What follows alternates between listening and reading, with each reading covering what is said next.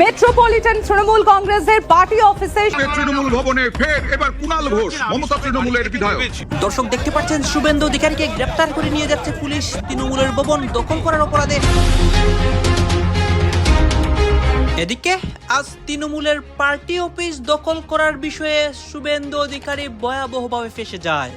তৃণমূলের দুই গ্রুপের মধ্যে এই মুহূর্তে সংঘর্ষ চলছে। পশ্চিমবঙ্গের রাজনীতি আবারও উত্তাল হয়েছে। আর এই মুহূর্তে নজর রাখছি আরো একবার তৃণমূল ভবনে, নব তৃণমূল। হ্যাঁ, ইএম বাইপাসের যে পার্টি অফিস রয়েছে সেখানে নব তৃণমূল যারা, তাদের দেখা গেল আজ সেই ছবিটাই দেখা গেল যে তৃণমূল ভবনে নব তৃণমূল। मेरा 4 बार हो गया एमएलए, 2 बार हो गया एमपी। যারা শাসক দলের বিশেষ করে নতুন বিধায়ক এসেছেন তারা তো একটু বেশি চিৎকার চেঁচামেচি করে বিরোধীদের বক্তব্যের সময়। তারা বুঝতে পারবেন যে এই হাউসটা কি। পূর্বাবস্থার ভুলে গেছিল যে ভেবেছে বুঝি এখনো তৃণমূলের সরকার চলছে, তাই পুলিশকে নানা রকম মারামারি করেছে, পুলিশকে থাপ্পড় মেরেছে। এটা তো তৃণমূল কংগ্রেসের সরকার নয়। এখানে যদি ওই ধরনের কিছু করতে যান তাহলে তাদের জেলের পেছনে ছাই হবে। আজকের যিনি মুখ্যমন্ত্রী তিনি তো অতীতে ওখানে তৃণমূলের শহীদ তর্পণ সভা থেকেই বক্তৃতা রেখেছেন একাধিকবার। তাহলে হঠাৎ বছরে একটা দিন শহীদ তর্পণের জন্য এটা দেওয়া যেতে পারে না? তদন্ত, অ্যারেস্ট। পশ্চিমবঙ্গের সরকার পরিবর্তনের পর ফের সামনে এলো এক চাঞ্চল্যকর ঘটনা। পশ্চিমবঙ্গের রাজনীতির মধ্যে প্রতিনিয়ত চাঞ্চল্যকর ঘটনা সামনে আসছে। আজকে সন্ধ্যার পর দেখতে পারি তৃণমূলের পার্টি অফিসে অন্য আরেকটি তৃণমূল গ্রুপ দখল করে এবং দুই দলের মধ্যে মুখোমুখি সংঘর্ষ হয় এবং এই ঘটনা প্রমাণিত হয় শুভেন্দু অধিকারীর পরিকল্পনা। দর্শক শ্রোতা, এই মুহূর্তে শুভেন্দু অধিকারী বিপদে পড়েন, কারণ শুভেন্দু অধিকারী ক্ষমতায় আসার পর থেকেই তিনি সবসময় আলোচনার মধ্যে রয়েছেন পশ্চিমবঙ্গের রাজনীতিতে। এখন এই ঘটনাকে কেন্দ্র করেও নতুন অনেক চাঞ্চল্যকর তথ্য বেরিয়ে আসে। আপনারা দেখতে পারবেন এই মুহূর্তে শুভেন্দু অধিকারীর অবস্থা এবং পশ্চিমবঙ্গের রাজনীতির মধ্যে যে পরিস্থিতিগুলো গোপনে প্রকাশে হচ্ছে সবকিছু উন্মোচন করব এই একটি ভিডিওতে। কালীঘাট পন্থী তৃণমূলের নেতা কুণাল ঘোষ তিনি চলে এসেছেন, অর্থাৎ সম্মুখ সমরে একদিকে ঋতব্রতপন্থী তৃণমূল, অন্যদিকে আমরা দেখছি কালীঘাট পন্থী তৃণমূল। আমি সবে এসে পৌঁছেছি, তো আমাকে যারা ছিল তাদের সঙ্গে একটু কথা বলতে দিন। আমি এইভাবে আমি একটা জিনিস বুঝতে পারছি না, আমি সবে গাড়ি থেকে নেমেছি, তো আমাকে যারা ছিলেন তাদের সঙ্গে একটু কথা বলতে দিন। আমি প্রথমেই আমি আপনার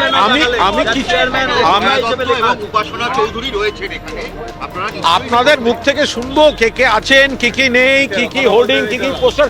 আমাকে অন্তত কথাটা তো বলতে দেবেন, তারপর আমি কথা বলবো। কুণাল ঘোষ ঠিক অর্থাৎ একদিকে ঋতব্রতপন্থী তৃণমূল তারা এখান থেকে বেরিয়ে তালা দিয়ে বেরিয়ে যাওয়ার পর কুণাল ঘোষ এসে পৌঁছেছেন।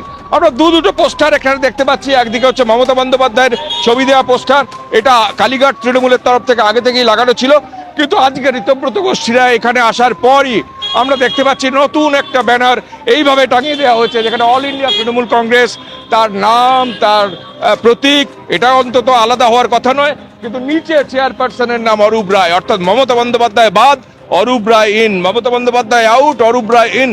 অর্থাৎ অরূপ রায় ঋতব্রতপন্থীদের যে ওয়ার্কিং কমিটি হয়েছে তার চেয়ারম্যান, সেই চেয়ারম্যানের ছবি দেওয়া ব্যানার এইভাবে টাঙিয়ে দেওয়া হয়েছে, এইভাবে তালা দিয়ে দেওয়া হয়েছে। এইভাবে পাশে একটা আরেকটা তৃণমূল কংগ্রেসের ব্যানার আছে যেখানে মমতা বন্দ্যোপাধ্যায়ের ছবি। আরো একাধিক তৃণমূলের লোকেরা রয়েছেন।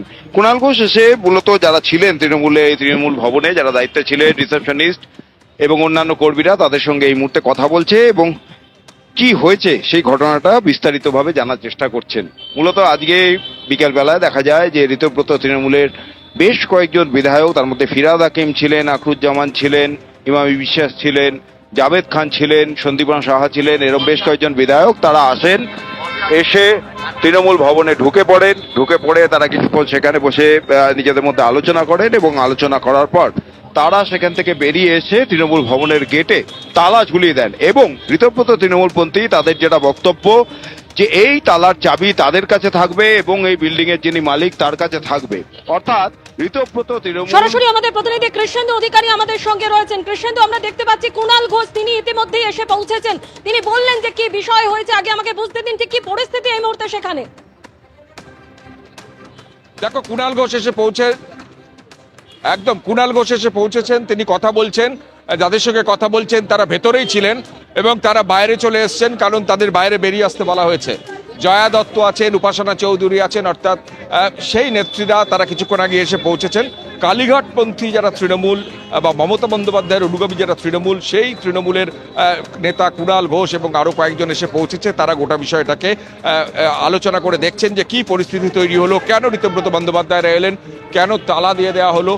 সব মিলিয়ে যে ছবি আমরা দেখতে পাচ্ছি, একদিকে ঋতব্রত বন্দ্যোপাধ্যায় এবং একাধিক বিধায়ক তারা ভেতরে ঢুকলেন এবং চন্দ্রিমা ভট্টাচার্য বেরিয়ে গেলেন। তারপর ঋতব্রত বন্দ্যোপাধ্যায়রা নিজেদের মধ্যে বৈঠক করলেন, বৈঠক করে বেরিয়ে তালা দিয়ে দিলেন, বললেন চাবি তাদের কাছেই থাকবে, কারণ মালিকের সঙ্গে তাদের চুক্তি হয়েছে।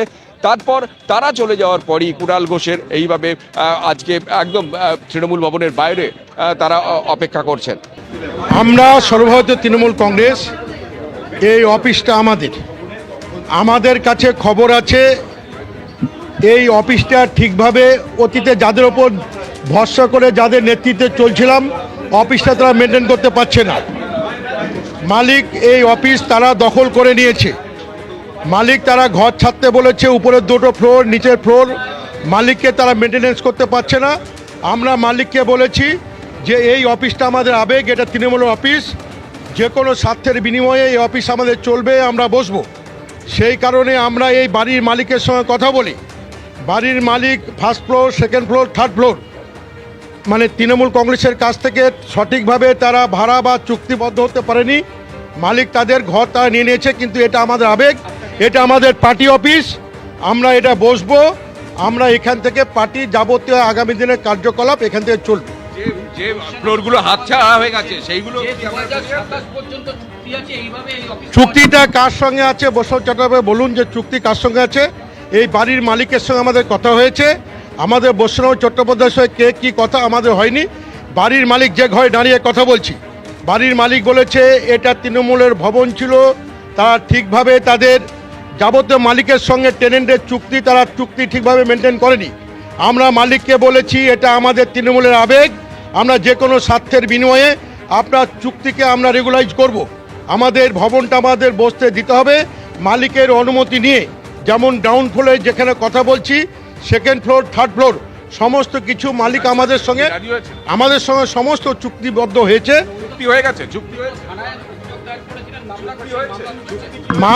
আমাদের সঙ্গে ওনার কথা হয়েছে বলেই তো আমরা এসেছি। মালিকের কাছে জানতে পারবেন যে আমরা তৃণমূল কংগ্রেস, আমাদের আবেগ আমরা ধরে রাখতে চাই, যে কোনো স্বার্থের বিনিময়ে এই অফিসটাকে আমরা কন্টিনিউ করব। বাড়ির মালিক যিনি ছিলেন, কে বৈঠকে ছিলেন, বাড়ির মালিক যিনি আছেন, বাড়ির মালিকের সঙ্গে কথা বলবেন। আমাদের তৃণমূলের সভাপতি অফিস আমরা কন্টিনিউ করব, এটা বন্ধ করব না। শুনুন, মমতা ব্যানার্জি উনি তৃণমূলে আমাদের সঙ্গে আছেন, উনি তো আমাদের সঙ্গে আছে। আমাদের তো বলেছি যে উনি আমাদের অ্যাডভাইসার কাজ করুন। উনি তো তৃণমূল কংগ্রেস, উনি তো আমাদের সঙ্গে আছে। উনাকে তো আমরা বলেছি যে তুমি আমাদের অ্যাডভাইসার হিসেবে আমাদের তুমি উপদেশ দাও। আমরা তো কোনো সময় বলিনি যে মমতা ব্যানার্জি আমাদের সঙ্গে নেই, আমরা তো উপদেষ্টা হিসেবে চেয়েছি। উনি উপদেশ দেন না কেন আমাদের? আমরা ছবি নিয়ে চলবে কি চলবে না পরের কথা। আপনি যে প্রশ্নটা বললেন, আমি বলি যে এটা অফিস আগে থেকে যেহেতু ছিল, আমরা বসছি, উনি আমাদের উপদেশটা আমরা চেয়েছি, সেহেতু উপদেশটা যদি আমাদের দিতে চাই, আমরা ব্যানার বসবে আজকে। আমি আপনার আমাকে অন্য নিয়ে যাবেন না। এই অফিসটা তৃণমূল কংগ্রেস, মালিক বলছে এই অফিস চালাতে দেব না। মালিকের সঙ্গে আমরা যাদের সঙ্গে তৃণমূল করতাম, তারা মালিকের সঙ্গে সেই চুক্তি ঠিক রাখতে পারেনি, সেটা আমাদের আবেগ ছিল। আমরা মালিককে বলেছি অফিসটা আমরা কন্টিনিউ করব, যে কোনো স্বার্থের বিনিময়ে সবার তৃণমূল কংগ্রেস। আমরা মালিকের সঙ্গে কথা বলে অফিসে বসছি। আজকে থেকে নতুনভাবে আমাদের লোগো, যাবতীয় যা কিছু আমরা সব তৃণমূল কংগ্রেস, সেগুলো আগামীকাল থেকে দেখতে পাবো। আমাদের লোগো তো ঘাসের ওপর জোড়া ফুল, প্রতীক আমাদের। আমরা তৃণমূল কংগ্রেস, আমাদের তৃণমূল কংগ্রেস। আমরা পাওয়ার কি আছে? আমরা তো অরিজিনাল তৃণমূল কংগ্রেস, পাওয়ার কি ব্যাপার আছে? আপনি দেখবেন নির্বাচন কমিশন, আমরা যখন বলেছিলাম আমরা তৃণমূল কংগ্রেস, সর্বভারতীয় তৃণমূল কংগ্রেস, আমাদের সর্বভারতীয় তৃণমূল কংগ্রেস হিসাবে স্বীকৃতি দিয়ে সর্বভারতীয় নির্বাচন কমিশন কালকে আমাদের সঙ্গে ফুল বেঞ্চ মিটিং করেছে। তাহলে আমরা তৃণমূল কংগ্রেস না হলে আমাদের সঙ্গে মিটিং করতেন কেন? সর্বভারতীয় নির্বাচন কমিশন তো স্বীকৃতি দিয়েছে, দিয়েই বলে তো জানাতে বলেছে, কিন্তু সর্বভারতীয় নির্বাচন কমিশনের ফুল বেঞ্চ আমরা যেহেতু অরিজিনাল তৃণমূল কংগ্রেস আমাদের একটা ডেলিগেশন টিমকে ওনারা মিট করে আমাদের বক্তব্য শুনেছেন। অন্য কারোকে সেই ডেলিগেশন টিমকে গেছে তারা বক্তব্য শুনতে পেয়েছেন? আমরা অরিজিনাল তৃণমূল। যারা শাসক দলের বিশেষ করে নতুন বিধায়ক এসেছেন তারা তো একটু বেশি চিৎকার চেঁচামেচি করে বিরোধীদের বক্তব্যের সময়, তারা বুঝতে পারবেন যে এই হাউসটা কি। যেটা আমি গত 5 বছরে দেখেছি, বিরোধীরা বলে শাসক চিৎকার করতো, এই 5 বছরও, এই 5 বছর সরি হয়নি, এই 1.5 মাসে ওটাই চলছে। স্টেজে ছিল, পরস্পর স্টেপ বাই স্টেপ হবে। সব থেকে যেটা এখানে ছিল অবশ্যই এক্স্যাক্ট টাইমে চলছে না, একটু লেটে চলছে। 12:30 থেকে 1:30 যেটা আছে, একজন পার্লামেন্টারিয়ান বা লেজিসলেচারের কি ভূমিকা হওয়া দরকার সেগুলো 12:30 থেকে 1:30 ছিল। অবশ্যই লেটে চলার জন্য এটা আরও একটু লেট হবে, সেটা মেন বিষয়। আর বিভিন্ন আমাদের দেশের পার্লামেন্টের স্পিকার ওম বিড়লাজি ছিলেন, আরও বিভিন্ন যারা বক্তারা ছিলেন তারা বিষয়ে করেছিলেন। সব থেকে বড় কথা, কিরণ রিজিজুর একটা কথা খুবই ভালো লাগলো, সবাই ভালো ভালো কথা বলেছে, যে স্পিকার স্যার তখনই বেশি তাকে নোটিস করবে বা অ্যালাউ করবে তার আচরণের ওপরে, বিহেভিয়ার কি হবে।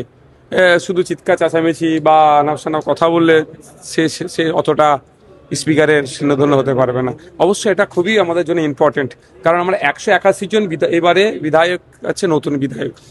আমরা যারা পুরাতন আছি সব জেনে গেছি এরকম ব্যাপার না, আমাদের জন্য এটা খুবই একটা গুরুত্বপূর্ণ এই ওরিয়েন্টেশন প্রোগ্রামটা। আপনি একটা কথা বলেন যে যা শিখলেন আর বিধানসভায় যা প্রয়োগ হয় তার কি কোথাও এখনো তো সবটা হয়নি, জাস্ট বিগিনিং স্টেজে। না লাস্ট ইয়ারে হয়নি, হওয়ার কথা ছিল, হয়নি সেভাবে।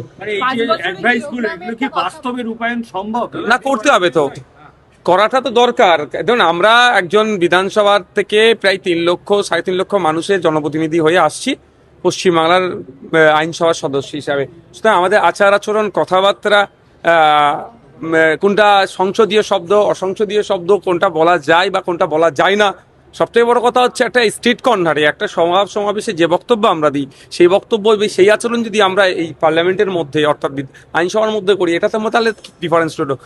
ওইটাই হচ্ছে লিমিটেশন কোথায় আমাদের, সেটাই আজকে শিখাবে। দেখুন, আমি কথা বলি, বিরোধীদের জনিত বিধানসভা সব থেকে সেফ জোন। তবে আশা করব আজ এবং আগামীকাল যে ওরিয়েন্টেশন যে প্রোগ্রাম চলছে, যারা শাসক দলের বিশেষ করে নতুন বিধায়ক এসেছেন তারা তো একটু বেশি চিৎকার চেঁচামেচি করে বিরোধীদের বক্তব্যের সময়, তারা বুঝতে পারবেন যে এই হাউসটা কি। আমরাও বুঝতে পারবো, আমিও শিখবো এখান থেকে। গত 5 বছরে যে অভিজ্ঞতার মধ্যে দিয়ে নওশাদ সিদ্দিকী গিয়েছে, তার কোনো পরিবর্তন হবে আগামী দিনে কি মনে হচ্ছে? যেটা আমি গত 5 বছরে দেখেছি, বিরোধীরা বলে শাসক চিৎকার করতো, এই 5 বছরও, এই 5 বছর সরি হয়নি, এই 1.5 মাসে ওটাই চলছে। বিগত দিনে তো সেইভাবে বলার সুযোগ পাওয়া হয়নি, যেগুলো তথ্যভিত্তিক যে কথাগুলো বলেছিলাম, অনেক সময় সেই তথ্য পছন্দ হয়নি, চিৎকার চেঁচামেচি। রাহুল গান্ধীর সেই বিস্ফোরক কথাটাই আজ অক্ষরে অক্ষরে মিলে যাচ্ছে। রাহুল ঠিকই বলেছিলেন, বিজেপি আর আরএসএস প্রতিদিন দেশের পবিত্র সংবিধানে কুঠারাঘাত করছে। হ্যাঁ, আজ আমাদের সংবিধান আক্রান্ত। এই শাসকেরা সংবিধান নয়, মনুস্মৃতিতে বিশ্বাস করে, আর তাই বাবা সাহেব আম্বেদকরের সংবিধানকে ছিঁড়ে ফেলে নিজেদের গোপন এজেন্ডা মনুস্মৃতি চাপিয়ে দেওয়ার ব্লুপ্রিন্ট তৈরি করছে। রাহুল গান্ধী বহুদিন থেকেই বলে চলেছেন যে সংবিধান বিপদের মুখে, গণতন্ত্রকে বুটের তলায় পিষে ফেলা হচ্ছে। এটা সেই আধিপত্যবাদী রাজনীতির এক গভীর ষড়যন্ত্র, যা 140 কোটির এই মহান দেশকে একজন মাত্র ব্যক্তির দয়ার ওপর ছেড়ে দিতে চায়। জনগণ চোখ অন্ধ করে রাখেনি। 2014 আর 2019 সালে দেশের মানুষ দুবার একক সংখ্যাগরিষ্ঠতা দিয়েছিল, কিন্তু 24-এর ভোটে দেশের আম জনতা এদের অহংকার ভেঙে চুরমার করে দিয়েছে, দেয়নি একক সংখ্যাগরিষ্ঠতা। আর ঠিক সেই কারণেই আজ নড়বড়ে সরকার টিকিয়ে রাখতে এমন কৃত্রিম ভেন্টিলেটরের প্রয়োজন পড়ছে। নইলে কেন লোকসভা অধিবেশনের আগে অন্যের ঘরে এভাবে শীত কাটতে হচ্ছে? কেন দল ভাঙানো আর টাকার জোরে সরকার বাঁচানোর এই নগ্ন মহড়া দেখতে হচ্ছে দেশবাসীকে? সংবিধান সংশোধনের লক্ষ্যে ক্ষমতার নেপথ্যে কি ঘটছে, আজ সেটাই আপনাদেরকে জানাবো। নমস্কার, আমি মধুরিমা ভৌমিকার দৈনিক সংবাদ অনলাইনে আপনারা দেখছেন। সত্যি আসলে বেদনাদায়ক। দিল্লির অল ইন্ডিয়া এখন একটাই হাওয়া, ফিসফাস, গুঞ্জন আর পর্দার আড়ালে এক মরণপণ দড়ি টানাটানি। খেলাটার নাম মিশন 360। গতকাল দৈনিক ভাস্কর পত্রিকায় এটাই লিড খবর। এক্সে একাধিক মানুষ এই খবরের ক্লিপ সামনে। দর্শক, আপনারা দেখতে পাচ্ছি এখানে পশ্চিমবঙ্গের রাজনীতি নিয়ে কথা হচ্ছে এবং পশ্চিমবঙ্গের রাজনীতির মধ্যে বর্তমানে যে ঘটনাগুলো ঘটতেছে, একদিকে তৃণমূল, অন্যদিকে আমরা দেখতে পাচ্ছি বিজেপি কর্মীরাও কিন্তু অনেক ঘটনা ঘটছে আজকে সন্ধ্যার পর। গাইস, এই বিষয়গুলো দেখে আপনাদের কি মন্তব্য? আপনাদের মন্তব্যটা অবশ্যই আপনারা আমাদের কমেন্ট বক্সে লিখে যাবেন এবং পশ্চিমবঙ্গের রাজনীতি এবং বর্তমান নিউজগুলো নিয়ে এটাও লিখে যাবেন। সর্বশেষে আপনাদের কাছে আমাদেরকে রিকোয়েস্ট থাকবে, আপনারা আমাদের চ্যানেলে নতুন দর্শক হয়ে থাকলে চ্যানেলটি সাবস্ক্রাইব করবেন এবং পাশে থাকা বেল বাটনটি বাজাবেন যাতে করে নেক্সট ভিডিওটা সবার আগে আপনাদের কাছে পৌঁছে যায়। ধন্যবাদ।